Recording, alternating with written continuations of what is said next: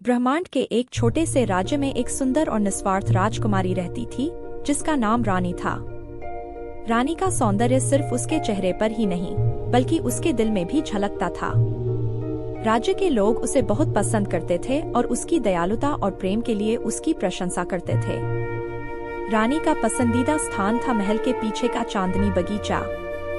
यह बगीचा रात में खास तौर पर सुंदर दिखता था, जब चांदनी की रोशनी फूलों और पत्तों पर पड़ती थी। रानी अक्सर रात में बगीचे में आती और चांदनी की रोशनी में बैठकर अपने विचारों में खो जाती। यह बगीचा उसके लिए एक जादुई स्थान था, जहां उसे शांति और सुकून मिलता था। एक रात जब रानी अपने प्रिय बगीचे में थी, उसने एक हल्की सी आवाज सुनी। उसने चारों ओर देखा, लेकिन कुछ नहीं दिखा। अचानक एक चमकता हुआ प्रकाश उसके सामने आया और उसमें से एक छोटी सी परी प्रकट हुई। परी का नाम था चंद्रिका। चंद्रिका ने रानी को बताया कि यह बगीचा एक जादुई स्थान है और इसमें असीम शक्तियां हैं। चंद्रिका ने रानी से कहा, रानी, तुम्हारे दिल की अच्छाई और दया ने मुझे तुम्हारे पास खींचा है। मैं चाहती हूँ कि तुम मेरे साथ एक यात्रा पर चलो, जहाँ हम इस बगीचे के रहस्यों को जानेंगे और उसे बचाने के लिए कुछ करेंगे। रानी ने बिना किसी हिचकिचाहट के चंद्रिका की बात मानी और उसके साथ चल पड़ी। उन्होंने बगीचे के भीतर एक गुप्त रास्ता खोजा, जो उन्हें एक अद्भुत दुनिया में ले गया। यह दुनिया फूलों, पेड़ों और जीव जंतुओं से भरी थी, जो चांदनी की रोशनी में चमक रहे थे। इस जादुई दुनिया में रानी और चंद्रिका ने कई रोमांचक और खतरनाक यात्राएं की। उन्होंने बगीचे को बचाने के लिए कई चुनौतियों का सामना किया और अपनी बुद्धिमानी और साहस से उन सभी पर विजय प्राप्त की। रानी ने अपनी दयालुता और प्रेम से इस जादुई दुनिया के निवासियों के दिल जीत लिए।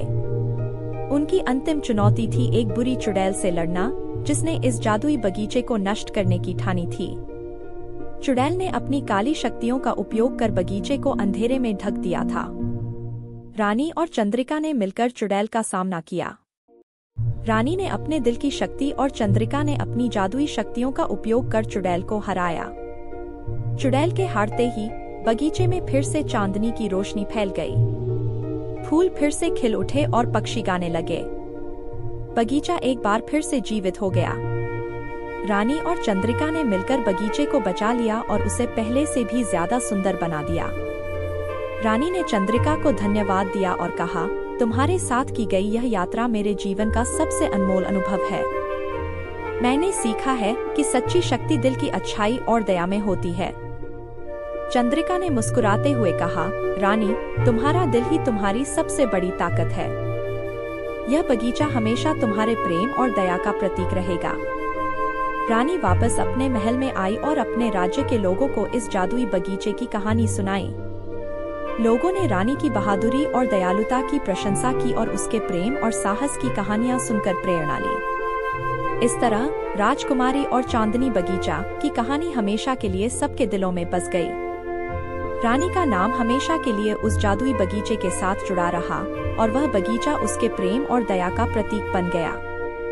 राज्य के लोग अक्सर उस बगीचे में आते और उसकी सुंदरता का आनंद लेते।